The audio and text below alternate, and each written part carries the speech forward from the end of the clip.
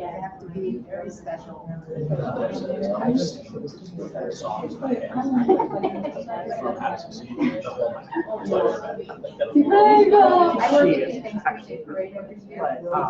one year they did when all right, good evening, everyone. At this time, I'm going to just ask that for those of you who are here in the room, just find your seat.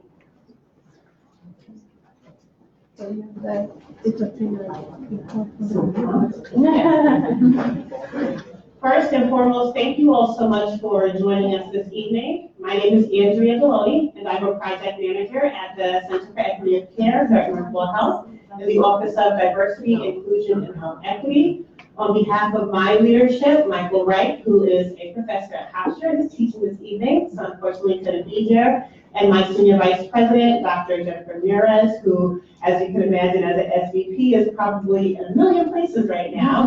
Thank you all so much for joining us for this evening's discussion.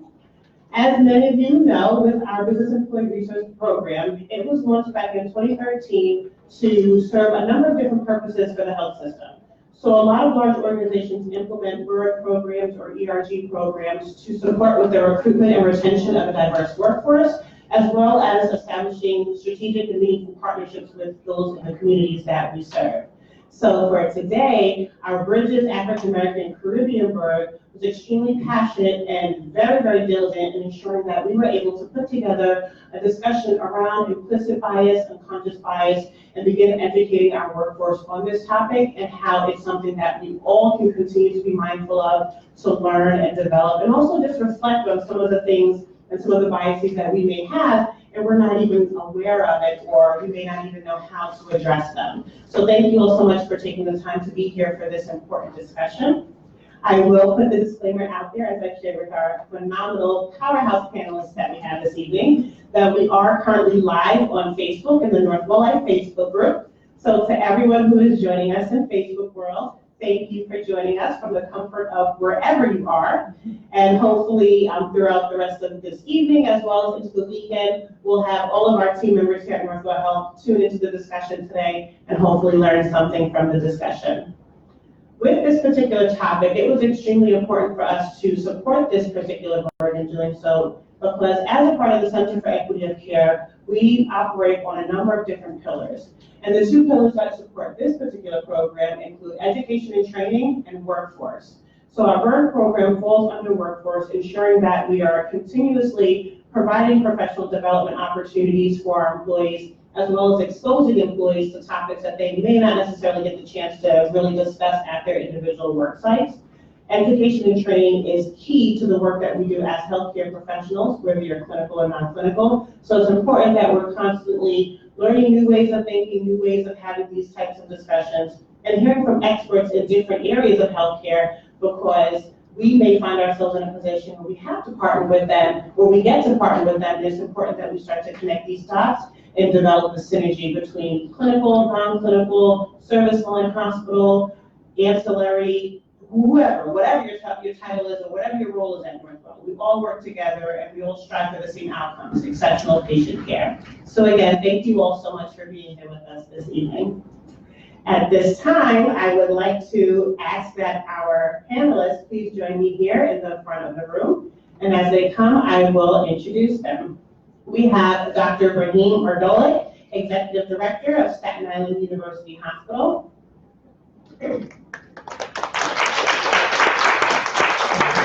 We have Dr. Janice John, Pediatrician and Assistant Professor of Medical Education at the Hofstra Northwell School of Medicine. We have Dr. Penny Stern, who works in my office, so she's amazing. Director of Preventive Medicine, Center for Equity of Care. And we have Dr. Lyndonna Marrast, Assistant Professor of Medicine at the Zucker School of Medicine and Assistant Investigator. And our fifth panelist, we do have Maxine Carrington, Deputy Chief HR Officer for Northwell Health, who will be joining us momentarily. So let's give all of our panelists another hand.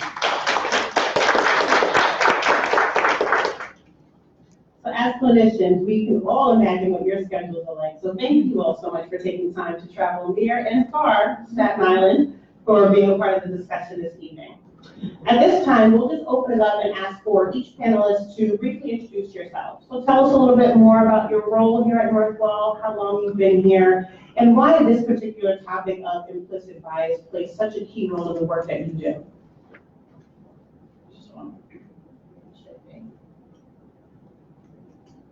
Okay. Brahim Ardolic, I'm the Executive Director of St. University Hospital. I've been with Northwell for 15 years. I'm from New York City. I trained in New York City. I did my medical school training in downstate, did an emergency medicine residency program in Kings County.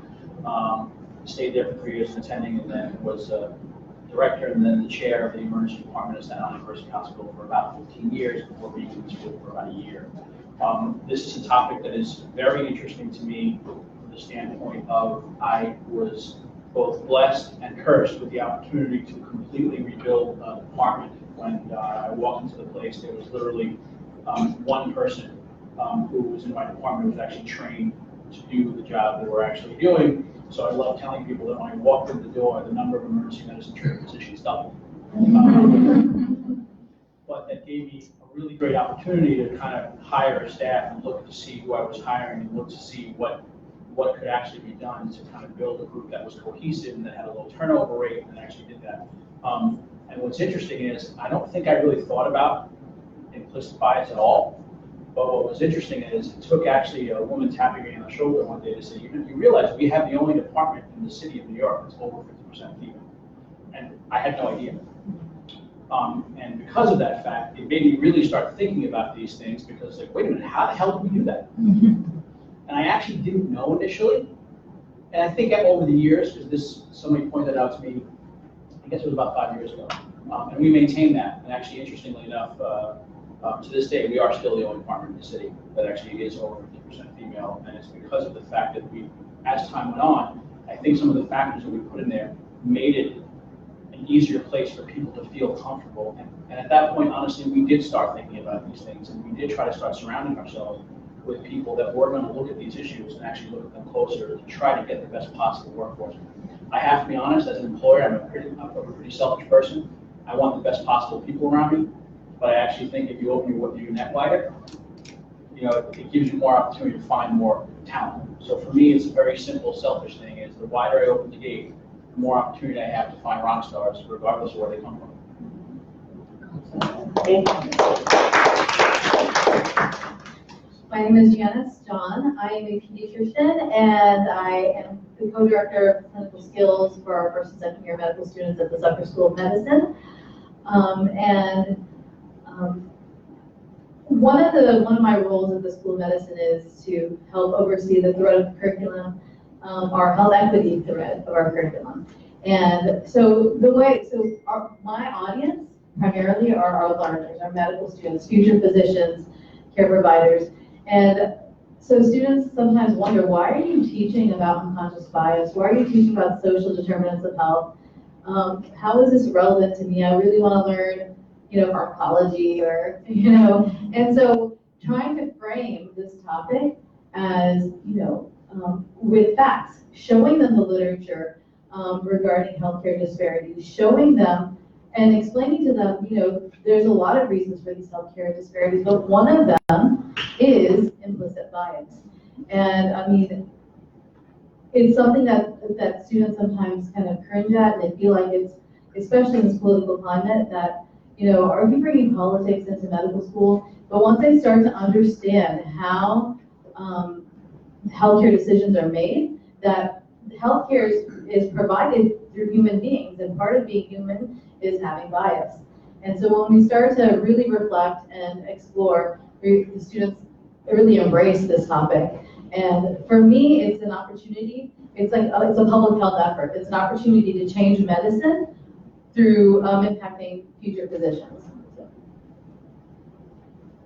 So I have a very circuitous background, and I came to unconscious bias in an interesting sort of way. I trained many, many years ago, and I won't tell you how many years ago, at the Albert Einstein College of Medicine, which, if you're familiar with it, then this is not going to be news to you. If you're not, it's a very social justice oriented school. So right from the get-go in my medical training, I was exposed to things that many people don't hear about and see until much later. I then went on to train in medicine and then occupational medicine, preventive medicine. The other half of preventive medicine is public health. And public health, of course, everything that you spoke about, and the underpinnings of public health do involve issues that relate to unconscious bias. And a number of years ago, I was fortunate enough to be sent to learn formally about unconscious bias from the Cook-Ross Institute, which is a major institution in the United States dedicated to raising awareness of unconscious bias and, of course, helping to stamp it out. And so the guru of unconscious bias, a man whose name was Howard Ross, was the teacher that I learned it from. And after that, came back to Northwell to facilitate unconscious bias workshops, ran rounds, training all across the health system. I think the key thing to understand, as you said so eloquently, everybody has bias. There is not a person walking around. To be human is to be biased. And this is a very hard pill for some people to swallow. And I remember the very first time I taught a session on my own in unconscious bias, there was a doctor in a white coat sitting in the room with his arms like this. And when you do it in the workshop setting, you go from table to talk to the people. And I got to his table before I could say hello. He said, "I treat all my patients exactly the same." I said, "Okay." And I went to the next table, and after 2 hours, it was over. And he came up to me at the end, and he said, "I owe you an apology." And I said, "Why?" And he said, "I had no idea." He truly didn't know the science of unconscious bias and the background of unconscious bias. And I've done it literally hundreds of times, and every time I do it, I learn something new. I can't tell you, just yesterday, I was in a meeting, and it was not a meeting per se about unconscious bias. And somebody brought up the fact that one of our students was on a rotation in an emergency room, and attending was using language that was unacceptable. I don't mean profane language. I mean language in terms of in the unconscious bias world. And she actually took it on herself to go tell someone, had the guts to go tell, and that attending is no longer in the health system after 1 month of employment. So speaking up is really key, and I think knowing about unconscious bias empowers people to speak up, because for too long people felt, well, it doesn't matter if I say anything or not because, just the way it is. And I think that's the big thing to accomplish in talking about it, is making it part of the conversation.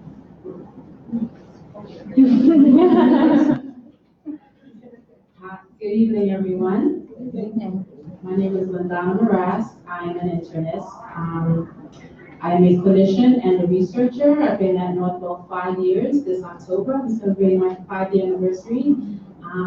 So I provide direct care to patients in the Division of General Internal Medicine, and I do that for about 40% of my time, and in the rest of my time, I conduct research. So I'm also part of the Feinstein Institute for Medical Research. And in my research, I'm interested in health disparities interventions, and overall improving the care given to minority populations and other underserved groups. And so that's the research that I do. So in terms of implicit bias, part of my role also is in teaching trainees, in internal medicine residents. We have a grant that was funded through HRSA, where we have a primary care clinic where we have medical students, pharmacy students, PA students, and I'm the health equity content director, and I'm responsible for putting together curriculum around health equity topics, unconscious bias being one of them, for these interprofessional trainees. Thank you all so much. So what we'll do is we'll just dive into some of the questions. They're in no particular order and not assigned to any individual panelist. So if you hear a question and you have a thought or a personal experience, please feel free to grab the mic and we'd be more than happy to hear from you. And again, for those of you on Facebook, if at any point in time you have any thoughts, questions, please feel free to post, and we'll have my colleague Samantha Rosaria, who is managing Facebook this evening, address your question for us. So first, let's start. I know that all of you have very unique experiences in that not only are you providing care to patients, but you're also training colleagues. So if you could maybe share one of the more uncomfortable moments that you had with a colleague where you had to engage in that discussion around implicit bias and really coach them to a place where they understood why maybe the comment or the action that was made isn't something that we would typically like to have our communities see reflective of Northwell.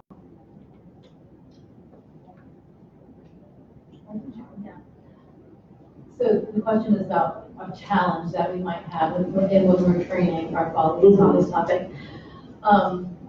So I think that a common challenge is that we all recognize that unconscious bias is real and that that others have bias, but we like to think not us, not me.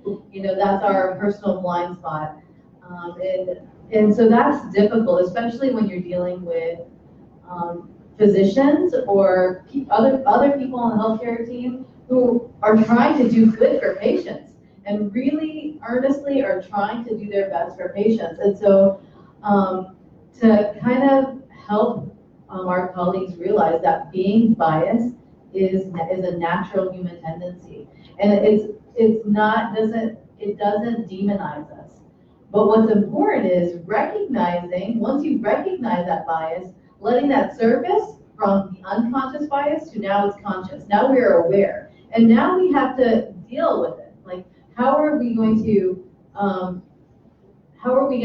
deal with those biases? How are we going to mitigate the potential negative impact? How are we going to learn about people, educate ourselves so that we don't have a potentially negative bias towards the population? So I think that the largest challenge is helping people to recognize that we're not saying that you're a bad person. We're saying that you're human, and helping our colleagues to just feel comfortable talking about it and kind of normalizing that.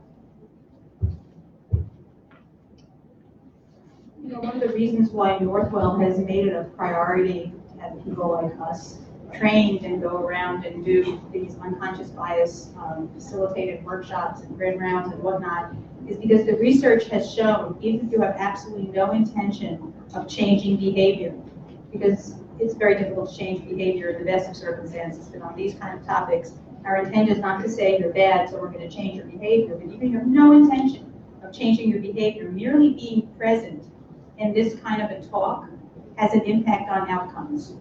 Because once you're aware of something, it's really hard to make believe that you didn't hear it. And that's what happens with unconscious bias. The statistics, the studies, I mean, you're all people in medicine are familiar with the landmark study that came out in 1999 that turned medicine on its head because it basically found that certain groups were more likely to get certain services than other groups, even though we have protocols, we have guidelines, we have standards, and if the same person presents with the same symptoms as the next guy, they should all be getting the same treatment, and that wasn't happening. And it's literally turned everyone upside down, opened up this universe of studying disparities in healthcare. And by the way, the disparities, as you said, continue. So even though we're aware of it, it's still not perfect. And that's why there's still a role to keep discussing unconscious bias, because remember what unconscious bias means versus regular bias. If you know you're biased, I'm left-handed. I'm very biased towards left-handed people. Left-handed people here, you know, we're taking over the world. It's great. That's conscious. Unconscious bias is without conscious intent. See, if you're conscious about it, it's not unconscious. So this is something that's operating without your intent, which is why they often conflict with what people feel is actually not. You know, I know how I feel. I treat everybody exactly the same. I'm completely unbiased. Because that's their conscious thinking. Unconsciously, other things are operating. And that's why merely listening to it, hearing the statistics, learning about the health disparities, and they are fairly profound. And I'm sure I don't have to tell most people in this audience just how profound they are. You know, it explains why we put so much emphasis on this. And I think the hard thing is making people understand that this is not being judgmental. This is not pointing at you out as a bad person, that we're going to fix you and everything will be fine once you're fixed. We don't speak that way. It's a matter of just enlightening people as to what the facts are. And we know, and a lot of you who've studied neuroscience somewhere or psychology in your past know very well how the brain is organized. And there are a lot of things that are beyond our control. But once you know about it, it becomes under your control, and that's what we're hoping for. I'm really glad that, Penny brought that up, because as a scientist, I was actually thinking we should actually define unconscious bias, just to make sure that we're all, on the same page and we're talking about the same thing.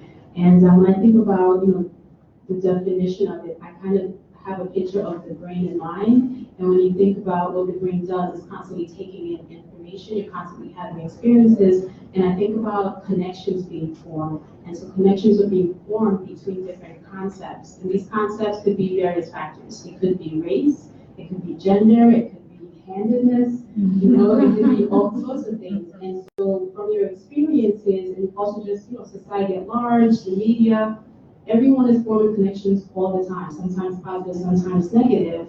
And so they influence our thoughts. And again, this would be on a subconscious level, and in turn, they influence our behavior. And so in the field of health disparities, we've come to find that when it comes to behavior in the healthcare setting, that bias does play a role, although the ethos for medicine and for healthcare is that, first do no harm, and we treat patients the same, and we make decisions based on guidelines. It turns out when you look at the studies, whether it's, and the one that Penny's mentions looked at cardiac catheterization. And so the study was, there was a video of about 6 characters who had male, a female, white, and black, and they had pretty much everything the same age, the same insurance, the same presentation. And the doctors were asked whether or not they would recommend this person for cardiac catheterization. And they found that, Men and whites got it. right. So black patients were less likely to be referred, women were less likely to be referred. And then we looked at the combination, black women were the least likely to be referred.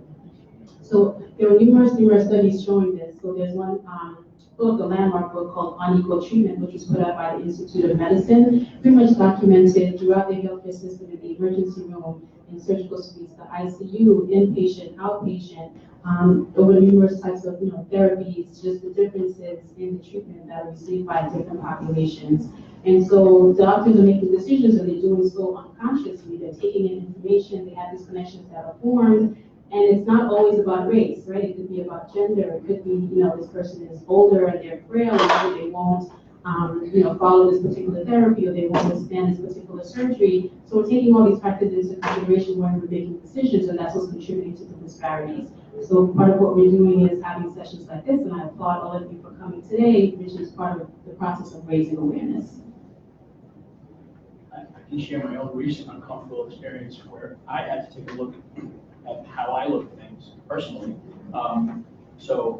I was recently sitting at our fundraiser for the hospital in the spring, which used to always be a golf outing. And it was a golf outing, it never occurred to me that there was anything unusual. I used to go to my previous job, and a few years ago they had added bocce as an option. And I was sitting at the bocce event, and I'm going to play bocce with more people. And I sat there and I was playing, I was looking around. And over the course of 3 years, they went from 0 players to 180. And I was amazed. So I was commenting, it was with one of the women who was on my team, and I was like, my gosh, I can't believe they got 180 people to play bocce after only doing this for a couple of years. Isn't that amazing? It must be popular, it's on Staten Island. And she turned to me and said, people really like feeling included. This is a game that anyone can play. And it totally blew me away. And I went and looked.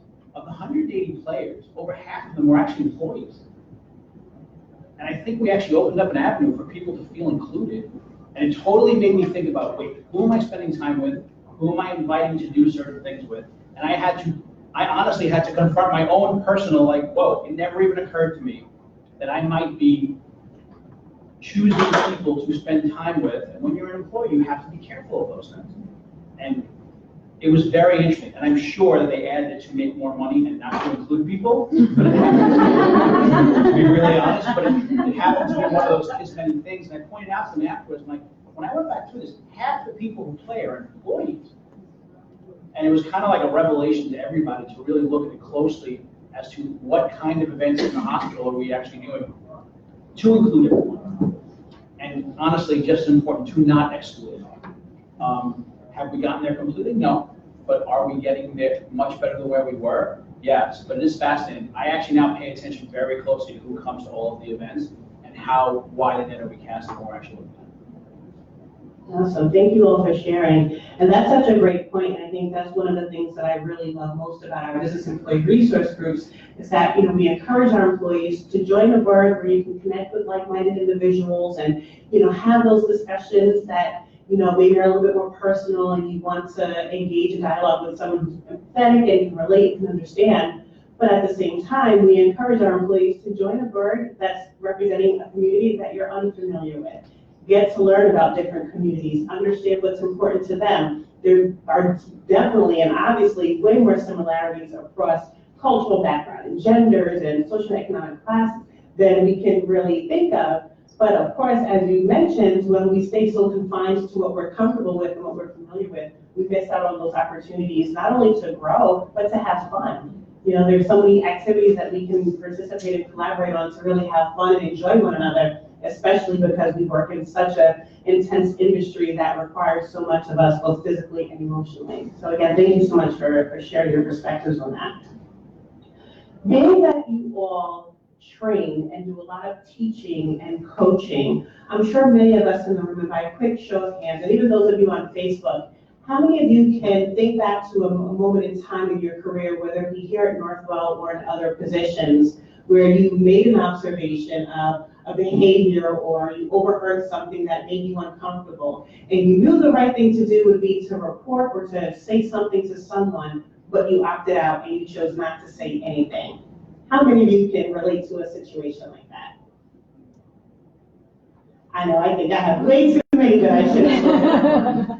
So from a facilitator standpoint, and then even in your personal experiences of having to address those types of situations, what are some tips or ways that you would encourage the attendees here today to approach those types of conversations, whether it be directly addressing the individual or reporting it to someone else who could have that conversation with someone? I think every situation is different. I think you have to really, part of awareness of your organization, awareness of the unit that you're working in, I think is incredibly important. I think there are some situations where directly addressing it makes the most sense. And there's other situations where you have to go and have the conversation with somebody you're comfortable with to see. I don't know that you're going to get one answer to each situation. I think awareness of the situation that you're actually in is incredibly important in almost every little thing that we actually do in the workplace. So I don't know that I would personally give you a specific answer as to say, okay, now, if you're in a position where you are the person that is who is training, or then I would absolutely, the easiest way to get to actually is to point out someone's implicit bias. But if you're dealing with somebody who is your supervisor, or somebody who is your supervisor's colleague, and you don't want to, I think you have to definitely point it out. I would just advise you that you actually make sure that you understand the environment that you're actually in at any given point. There are a lot of very enlightened people in this company. But sometimes the raw act of pointing out needs to come from a certain admin at most of the time. Thank you. I actually am familiar with one occasion in a department where something happened that was found to be untoward, and instead of calling out the individual, and it was known who the individual was, every single person in the department was sent to do unconscious bias training. So the person wasn't singled out, but everybody around now was trained and able to voice. So should something like that, and so far as I know it has never happened again, people would be empowered to have the tools to speak up. It's easy to say, speak up, but you need to have the tools, and as you said, you got to know who you're talking to. It may not be the right thing to do to just tell a person directly, you stepped on my toes. One of the things we learned in our training was always getting feedback from people. Because usually if something feels uncomfortable, you probably did something wrong. And you can ask someone, did I just step on someone's toes? A kind person will say, yeah, as a matter of fact, in our culture, we don't do whatever, whatever. And once you know it, you'll never repeat it again. But it can also be taken the wrong way, so you have to really size up, who's done what you've done. I think getting feedback is key. And I think it's incumbent on all of us to give constructive, kind feedback to people. We're really good in medicine. I think we can all agree about being destructive in our feedback. And anybody who's ever been in clinical medicine knows what I mean. But giving constructive feedback that you can actually thank you for telling me that. I really appreciate you taking the time is different than just slashing and burning. So for me, it's a little different. A lot of times when things come up, it has to do with the trainee, like the residents. So there's a hierarchy, so it's a little bit different. And because they're in training, we have to give feedback, so that makes it a little bit easier to give the trainees feedback. But most recently, when we had a session on it, part of what they suggested was to, which is what I think Penny's saying, is to first let them know that you're going to give them feedback, so they know that it's coming. In the past, there was a concept of the feedback sandwich, which I think we kind of moved away from, but the idea of saying something positive, something negative, and then ending on something positive. So that's what I was trained to do, but most recently I heard that's not necessarily in favor anymore. I think also sometimes when the hierarchy is different, if let's say it was a superior, I know my personality is I'm not confrontational, so I wouldn't necessarily be the one to have like a direct conversation with someone, but I will try to find an ally. So if it's, let's say, my medical director, I'll find, speak to the associate director, so someone who I feel is maybe closer in terms of the power structure, the power dynamic to speak to that person or to, represent my interests. So I think everyone, you come from different departments, but just having a sense of who it is that you can go to and talk to. And then just in terms of when we think about culture change, I think the idea of creating safe spaces is important. So if you're ever in a place where you lead a team and you have, whether it's a huddle or some kind of group meeting, I think something to take away from this is to at some point be able to say, this is a safe space for us to talk about certain uncomfortable topics, because unconscious bias really is an uncomfortable and sometimes a complex thing to talk about. So I think just creating an environment where your whether it's your subordinates or the individuals that you work with feel comfortable in speaking up about certain topics helps create culture change for the institution. So I guess to answer the question, I guess the first part is when you hear something that you feel might be discriminatory or something like that, I think what I try to say is to our students, empower them, is you can always ask, be respectfully curious. I'm curious what you meant by that. And even if you're the lowest person on the totem pole, it's always safe to be curious and to be respectfully curious. So I just wanted to verify, what did you mean when you said X, Y, or Z? Or what, I'm just curious why you chose to do X, Y, or Z. And it's not so confrontational when you do it from a place of humility. I will just want to learn, I want to understand, because I think a lot of people, all of us, tend to kind of climb that inference ladder where we observe, but because of our own lens, we kind of we interpret our observations in a certain way. We think that a certain action has a certain meaning. So before we even respond, kind of pause, be curious, understand where someone's coming from, and then if we really feel like something needs to be addressed, making sure that those in our organization know who to go to. And so for knowing who works in your Office of Inclusion and Diversity, knowing who, for example, our students, knowing that they can come to their deans or their faculty. For faculty members, knowing they can go to Jennifer Ramirez. Or, letting people in your organization know who is your go-to person if you feel there's something that needs to be addressed. At the same time, giving everyone in the organization a voice and an opportunity to advocate for their patients or for themselves in a respectful way. And the other thing that I think is important is looking at the data. And it's been alluded to a couple of times, and I think it's important to kind of reflect and see what the data shows. And sometimes it's easier and better, more effective if we have data and we say, listen, it looks like this is how, this is what the data is saying about the way you're treating a certain population or certain colleagues.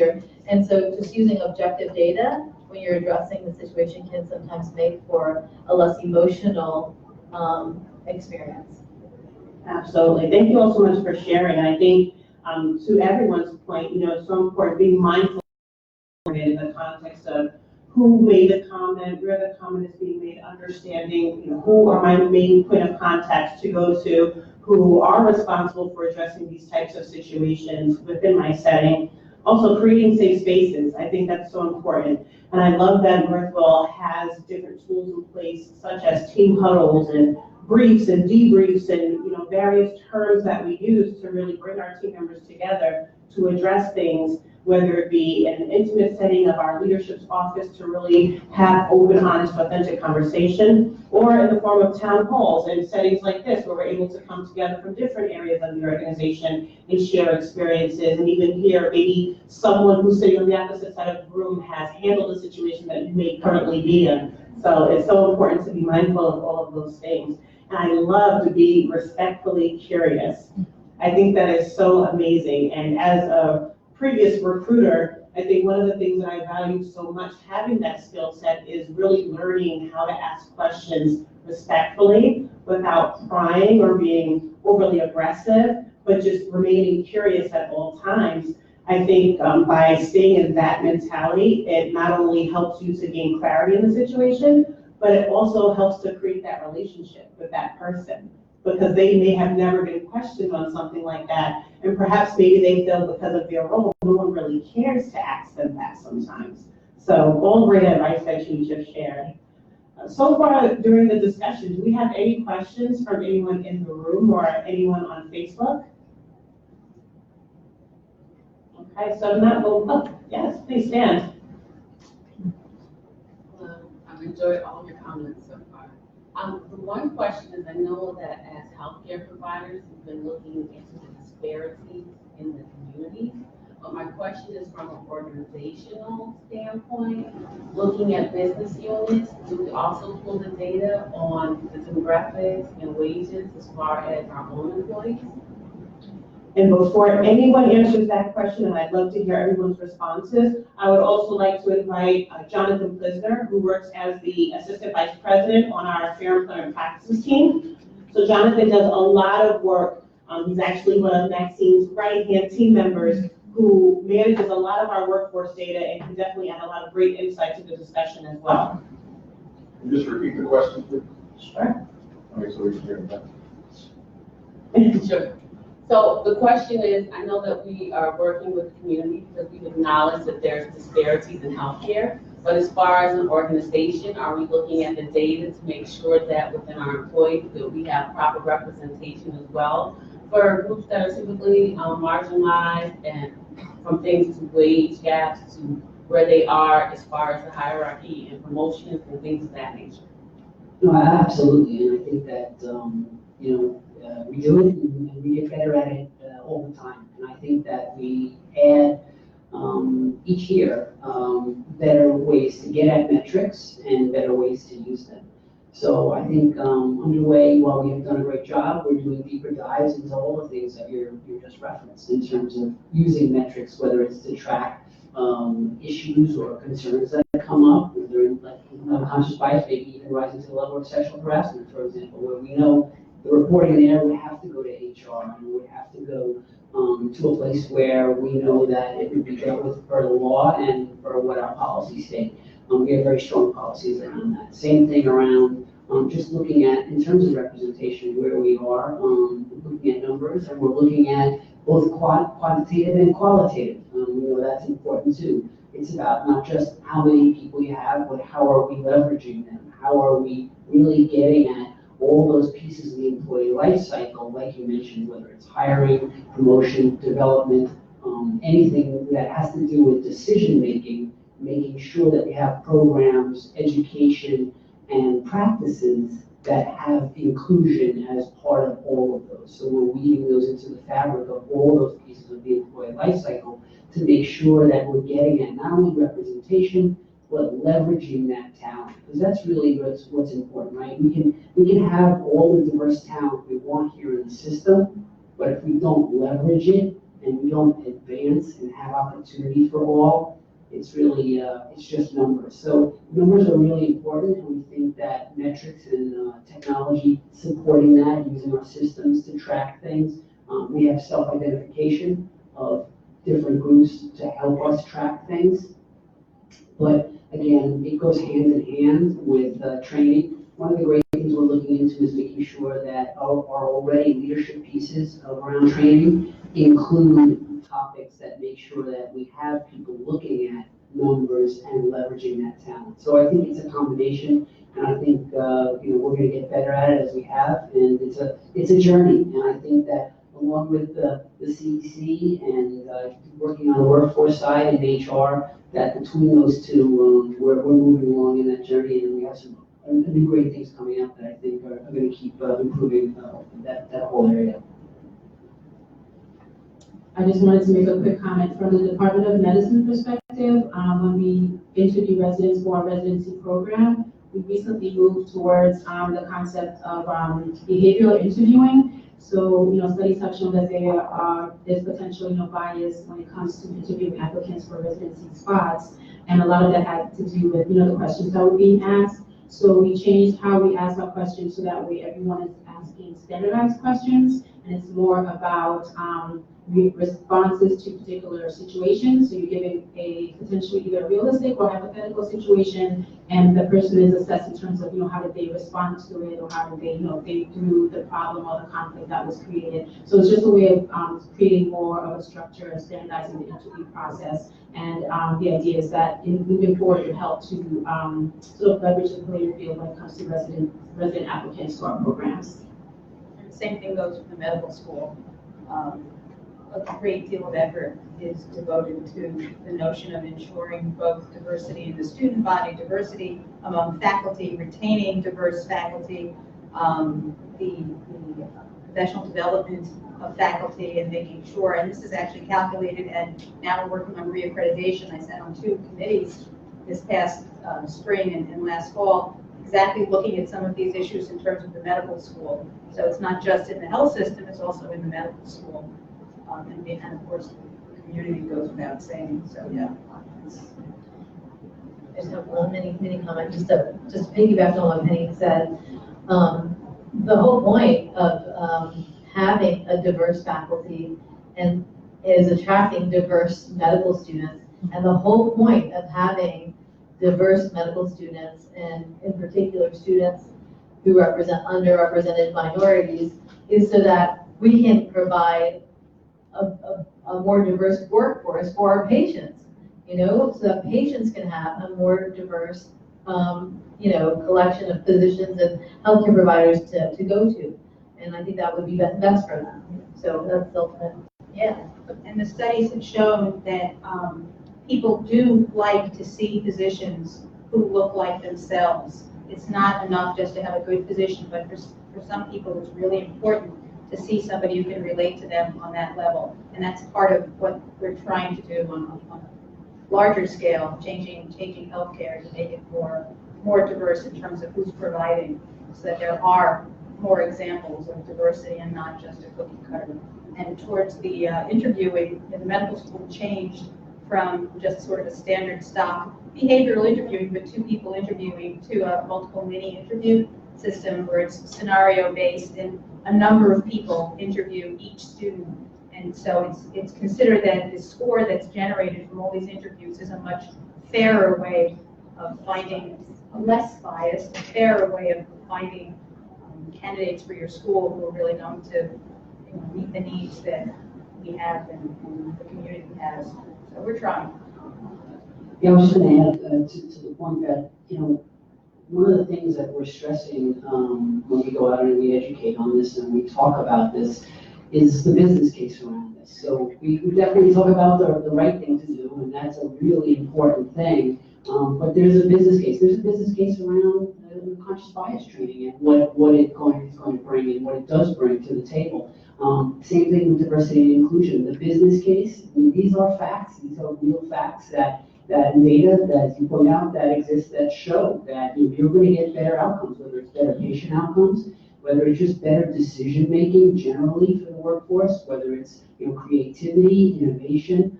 The numbers are there, and that's a big driver. So when we talk about all these things, unconscious bias, and we talk about sort of what's in it for me, which is a really sort of important way to reach a lot of people. Yes, the right thing to do, but the business case to drive not only the success of each individual, but the success of the organization is there in fact and data, as you point out, and a lot of that data is really important to present as we talk about this. There have been studies since the early 2000s showing in terms of business, when you get down to the bottom line is that companies that are diverse, boards that are diverse, groups that are diverse come out with much better ideas, much more success, and dare I say, do better financially than groups that are not diverse. So there's actually a flat business reason for wanting diversity that goes beyond just feeling good and making us think that we're doing the right thing. The hard-nosed people who count teams look for that, and it's true that companies do better. If you don't believe me, you can check the Fortune 500 companies. The ones that do best are the ones that have diverse boards. Yeah, I was going to add, one of the big words we have right now around our system is engagement, right? Employee engagement survey, and we're not going anywhere in that or any of that. So individually, whether you're a manager who's looking to that score or looking at the organization and the importance of that to this organization, this is a real case for it as well. So everybody's done their survey. By a show of hands for those of you in the room, how many of you lead teams, whether it's from a reporting standpoint or from a project standpoint? How many of you are leading groups of people within your respective sites? Be proud of your leadership. Okay, perfect. So just to ask our panelists, I know before we talked about creating safe spaces, and as leaders, being here at Northwell, we all know that this is a very data-driven organization. So for those who do have access to some of the workforce data, and then just from our patient data in general, and the Prescreening scores, what are some best practices or advice or tools that our leaders can implement to begin building those cultures where team members feel empowered to discuss implicit or unconscious bias, or address something that maybe they saw even at another site when they were off-site on a project? What are some things that we can do in our home offices to start addressing some of these things? Well, I think everybody should do the unconscious bias training, whether it's at CLI or where we have 4 to 6 times a year we have the large workshops, or at your sites.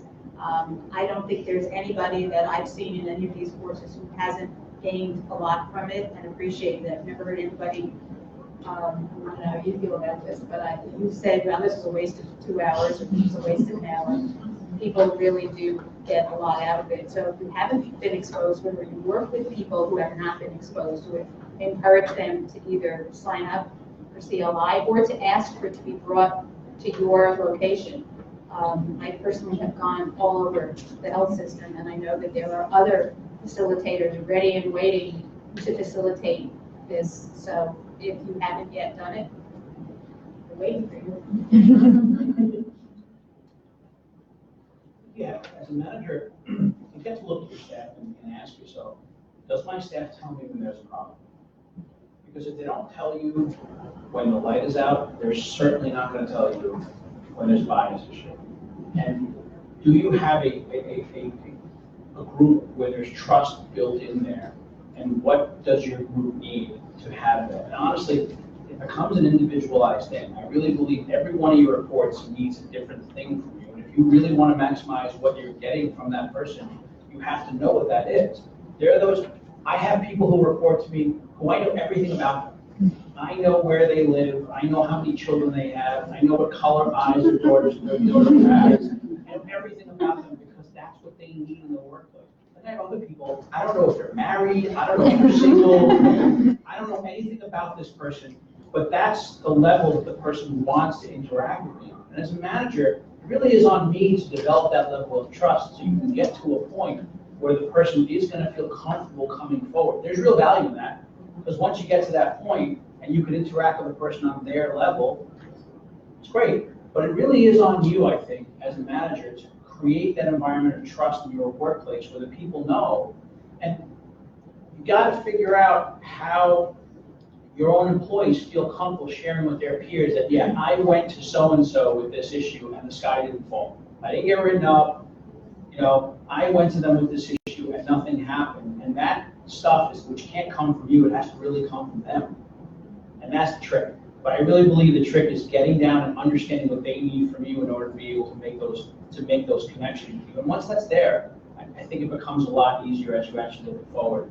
And then the trick is the first time they bring you one of the hard ones, you can't screw it up. And that's just part of the game. No, I was just going to add that's such an important point, and it brings out even as we talk about in creating a safe space. Yes, we don't want harassment, discrimination, sexual harassment, and that's essential. But it's also looking out for the retaliation in these areas and making sure that if we are going to have people having conversations, and we want them to have conversations here about this, we have to make sure that that safe environment occurs after all of this happens and is raised as well. And that's really important in making sure, again, sort of fostering that trusting, inclusive environment, because if we do see things happening after conversations like that, it's going to just ruin the impact that we intended. I just want to echo what you said about taking action when something does. So the best way you can earn the trust of those who work in your organization is by showing them that you're trustworthy, that when they do bring something to your attention, that action is taken and that you've done all you can do to advocate, and then if it's past your level, that you've escalated the issue.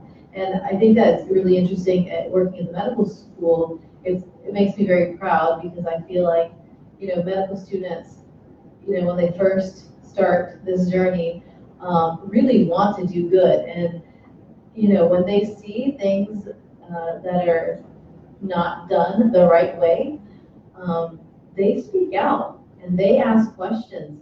And I will just say that our leadership at the School of Medicine has been amazing in responding to student concerns. When they see a patient being treated in a way that they don't think they should be, or a student has been treated unfairly or mistreated, or they've seen unprofessionalism in the work environment, they speak up, and the school and the leadership has been very good about responding. So I think that follow through is key, but I think it's also about establishing this culture where people understand the vocabulary, that people can use the terms, like they can use terms like structural vulnerability or implicit bias or healthcare disparities, and when they learn the vocabulary, they feel comfortable using it. So I think education, like Penny said, is like the first step, so that people feel comfortable to talk about these things.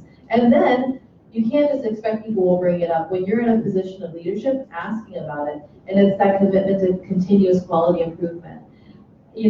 Asking, questioning the people on your team. And again, like I said, being curious. I'm curious why you decided to do X, Y, or Z. And challenging people. And there's nothing wrong with challenging, because we're all trying to always be better. And so I think it's fair to challenge people on their decisions, challenge people on the words that they've used, and to give, again, respectful, professional, constructive feedback. So we heard a lot of great advice there. And I know, working in different capacities within the organization, a lot of times when we think of management or when we think of leadership, we have this expectation that they should just know. The whole team feels this way, or, when we go on our team walks after the team meetings and they see we're all not there, they should know that something is wrong. They should know that something is happening. But it's really 100% on both sides to, get that communication flowing. So for leadership, being able to set the tone of that environment so that way their team members do feel comfortable to share what they're comfortable with sharing. And then also for managers to ask and not being afraid to ask. So I think a great lesson from all of the feedback we just heard was to ask yourself, am I contributing to that relationship? Am I contributing to establishing that dialogue with my leadership or amongst my team members? Or am I also sitting silently and waiting for someone to just do something? Because I think the good saying goes, we know what we know and we don't know what we don't know. So it's important that we're each taking responsibility for what we contribute to those relationships to have these uncomfortable conversations. I can actually remember a time, one of my mentors years ago, pre-Northwell days, and I was experiencing something with a leader, and it was a very challenging conversation that I knew I had to have, but I was much younger in my career. I didn't have as much experience. I didn't find my voice, so to speak, at that point in time in my career. And one of the things that my mentor had shared with me at that point in time was, there's so much power in vulnerability. And so when you approach the conversation, it's only going to be as uncomfortable as you make it. So if you bring that amount of discomfort to the conversation, it will be uncomfortable. But if you approach the conversation from a place of wanting to learn more and wanting to grow and wanting to strengthen that work relationship, then the receiver of that will get that sense and you'll achieve a much greater outcome than if you would have even imagined that you could have had. So thank you all so much for sharing. Does anyone else have any questions for our panelists? I wonder about what kind of voice do we give our patients who might feel that they're experiencing bias in the care that we provide. Of course, it sounds like we're doing a lot as an organization to address implicit bias, but is the organization, and I don't know if anyone knows about this, giving voice and to our patients to make sure that if they feel something, they can say something. Press gaming. Two words. I think that's an excellent question, because many times, the power imbalance that exists between patients and physicians, and people don't feel empowered to say anything for a variety of reasons, some of it based in fact, and most of them not. But there is a problem sometimes speaking up, because people wonder what will happen if I speak up and I complain about a physician or a nurse or anybody who's taking care of me. But I think the more we teach people about what their rights are, and not just waiting for the press gaming, which can be very powerful, but it's kind of after the fact, the more people will be able to. And I think our students at the medical school are being trained to be a completely different kind of provider, and I think that will have an impact, at least, we hope will ripple out into the world. A better way of communicating with patients and treating patients, and it will take time. But that's a great point. You hope that people feel able to speak up, and some people do, but a lot of people probably wait for the press game. So I work primarily on outpatient, but I remember when I did work in inpatient, there's always a role that's called the patient advocate. So I tell patients, whenever they have an issue, if they feel like they have a problem with the care they received, or if they felt there was some kind of bias involved, they can always reach out to the patient advocate that has a role in the hospital to represent them, to be on their side. So from an inpatient perspective, that's one avenue. And in the outpatient perspective, there's not necessarily the same kind of role, but I definitely can say in terms of experiences, you will definitely see that there are some patients who are comfortable speaking up and who can sort of cross that sort of power dynamic in the room with the doctor. But there are, I think, the vast majority of patients who are uncomfortable doing that. And so sometimes I think my role as a doctor is to actually encourage them to do so, right? So somebody might complain to me about the care they received someplace else, or they felt the doctor didn't do X, Y, and Z, and I explain to them that they do have a right to speak to the doctor about whatever the issue may be, or to go and get a second opinion, or to sort of give advice. So I think sometimes my role as a doctor is to try to empower my patients to speak up. But you're right, I think just because of the power dynamic, sometimes it is hard for patients to find that voice, and sometimes it is cultural, but it's a challenge. So I think we're on the road when it comes to this specific issue. I'll tell you that I think my first introduction into organized medicine as a medical student and as a resident in 93 and 97, I think medical students' willingness to speak up for themselves and speak up for their patients is vastly different than mine was, where there is just no way, short of, acts of real, putting personally at risk to hurt them, you weren't going to say anything, because the fear was real, and the fear was that there was going to be significant repercussions to your career, and that was the feeling. And I don't think that that's really the case anymore, but there's still more work to be done. Similar to patients, so I trained in Kings County Hospital, which for those who've been there is a predominantly Caribbean American population, taken care of by predominantly white group physicians. And that was a place where, do I think the patients who I was taking care of at that time felt totally comfortable coming forward if the right thing wasn't happening? Definitely not the way it is 25 years later. Do I think there's still more road to go? Absolutely.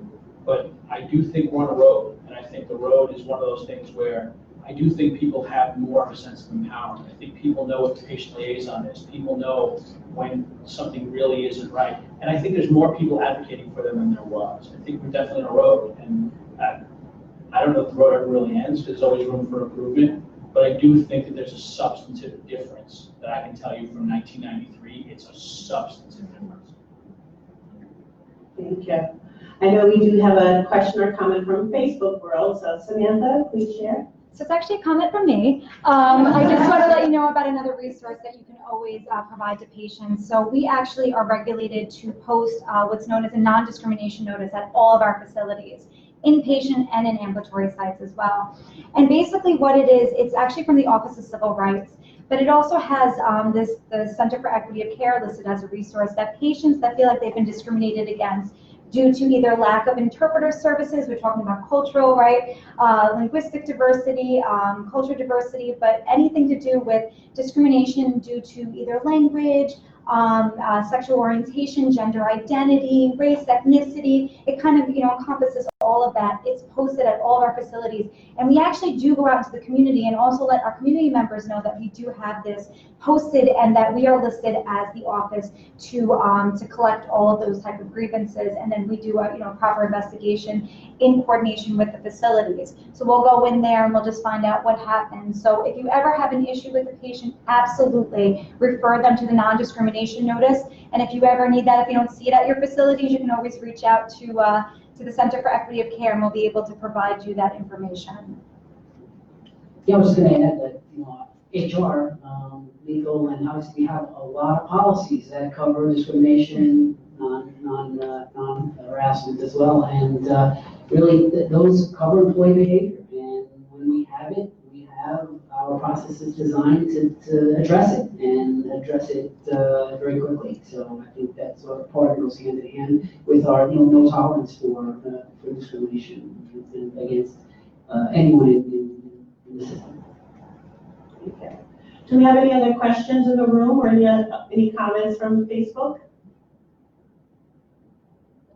Okay, so if none, I will ask that for all of our panelists, just give us one last final word of advice or any last thoughts that you have around the topic and some great next steps that all of our attendees today should take. Well, we all know you should all sign up for the next unconscious bias class being hosted by the Center for Equity of Care during Diversity, Inclusion, and Health Equity Awareness Month, that I will talk a little bit more about in a few moments. But in addition to that class, what are some next steps that we should all take away in terms of self-reflection, personal, professional development around this given topic? I would say you've kind of taken the first step in terms of being here and listening to people, and I would encourage others to do the exact same thing. I think trying to go through a process where you understand your own personal biases makes it a lot easier to notice other people's, and makes it a lot easier to understand where you can actually trip up as a manager specifically and as an employee in general. So keep recognizing it in yourself, keep recognizing what brings it out in you, keep recognizing what kinds of behaviors you see in others that you don't want to emulate and that you do want to emulate. It's a constant growth. I can't remember who said it first, but if you're not getting better, you're getting worse. So I would just look at it as a constant road to look at that both of yourself and the work society that we have around you. I would say, besides, in addition to education for your organization, for your teams, for the groups that you guys are leading, in addition to that, I think trying to figure out what metric or what data is it that you should look at.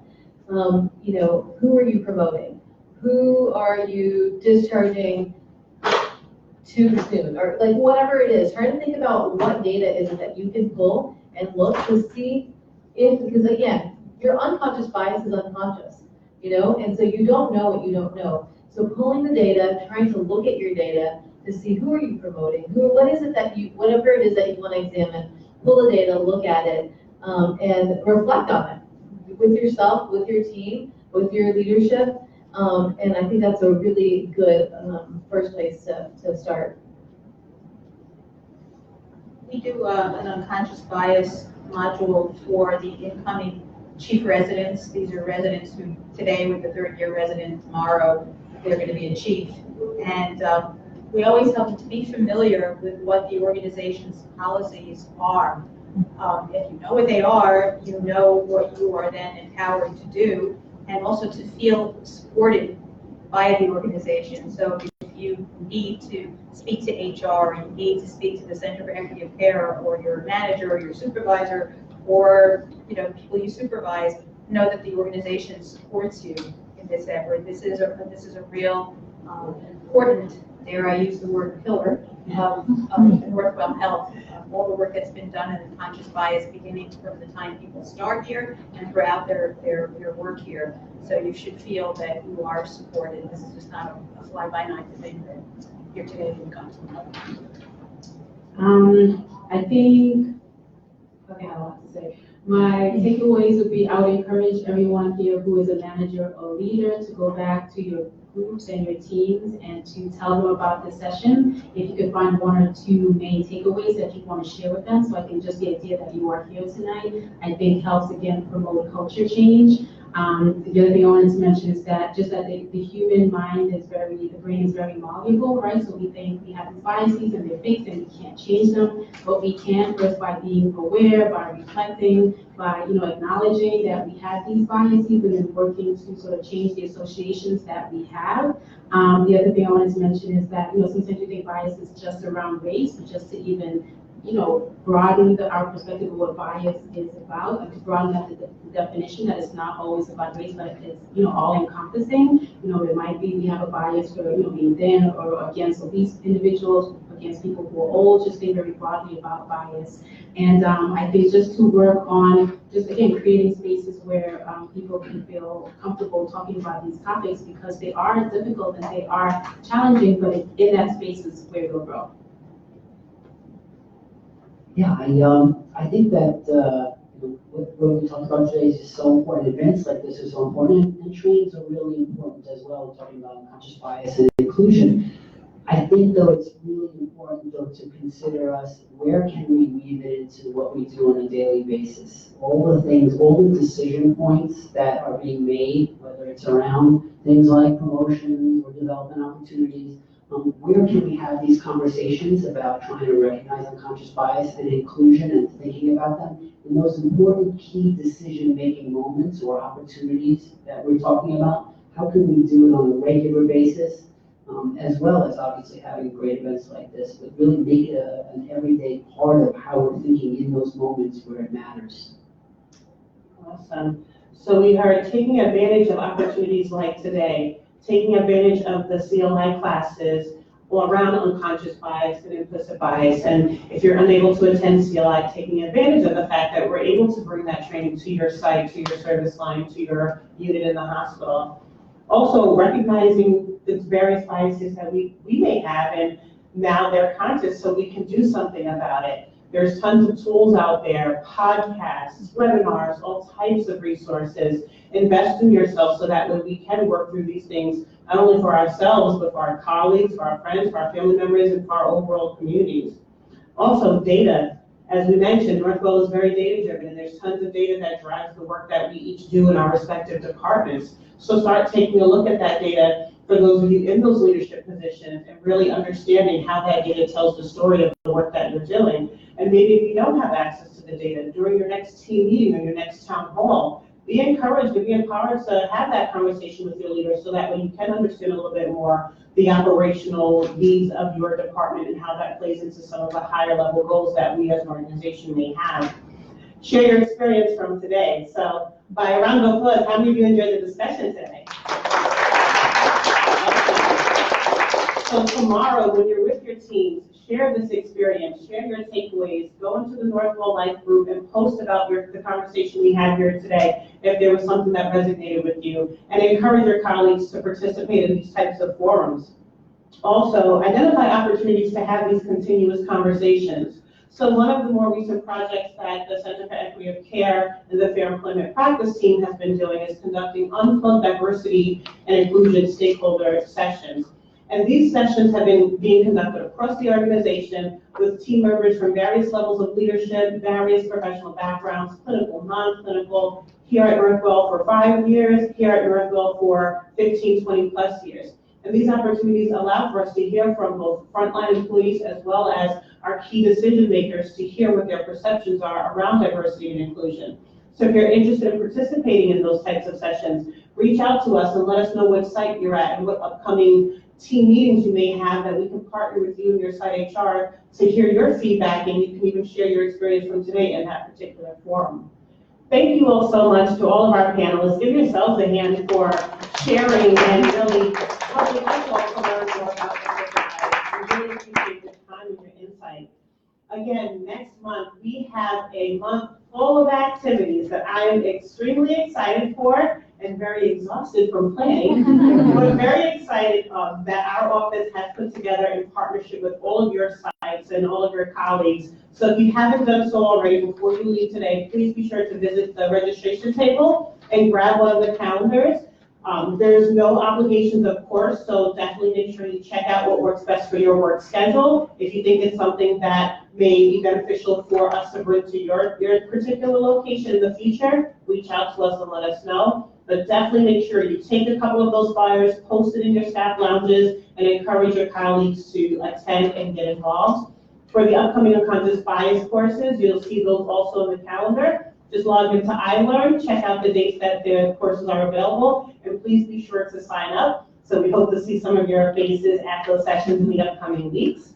And lastly, I would like to invite 2 out of our 3 Bridges African American Caribbean Board co-chairs, Ralph Thomas and Alan Tolles, to come up and offer you all closing remarks. So to our panelists, again, thank you. And at this time, co-chairs.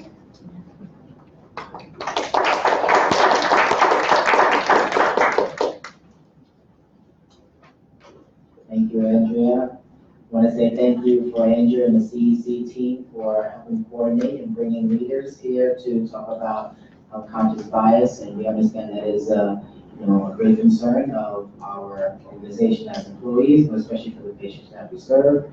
And we are all leaders without titles, so we can all make this change over time. And true Northwell way is the data. Make sure you get how many people you signed up, to do so. But we understand that the concerns is greater than each and every one of us. And, we can start to drop the seed and see how far it grows from here. But we want to make sure that we're giving the perspective from an African American Caribbean perspective, but we also are part of Bridges. So making sure, why do we have language services making 20 different flyers of the same thing, so that we can make sure that our patients and our communities understand the work that we're doing. And that's all a part of it. New York City is making great strides, so they are discrimination against hair, so many things that are happening over time, and we want to see how we can play a part of that and supporting you as an employee, but also as a community of New York City also. So when you leave here outside of work, you also feel comfortable in that same environment, which is home. We want to make sure while you're here in Northwell, you feel the same comfortability as well. We have our financial workshop coming up next month. Also, to know with that, we'll be promoting that out.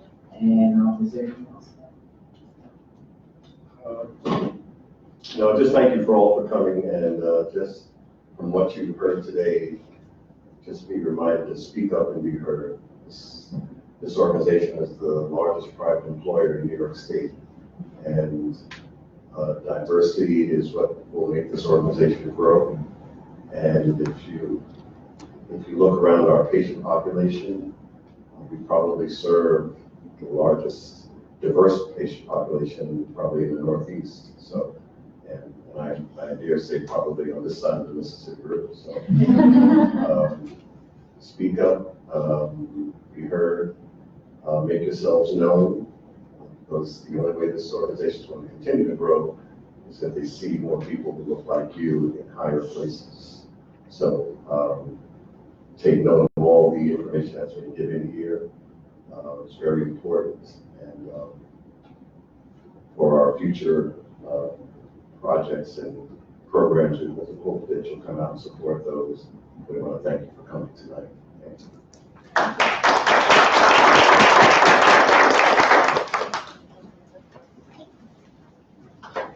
Thank you, Andrea. Thank you.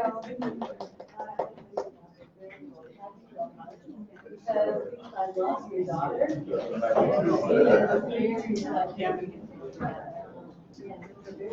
Yes.